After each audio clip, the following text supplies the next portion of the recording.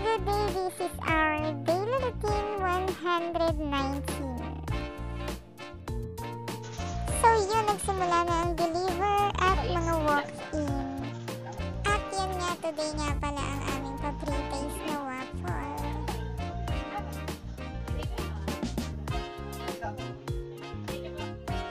So yun nga, marami tayong nabigyan ng free waffle sa mga walk-in.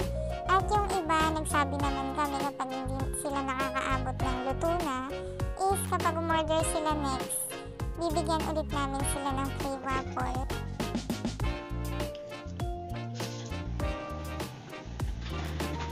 At ito sila sir, magta-12 na rin sila nag-walk-in at kaping-kapi na nga daw sila. At ayun, nakita nila na nakatutok yung kama. Tinanong nila kung naka-play daw ba yan at nagbablog daw ba ako.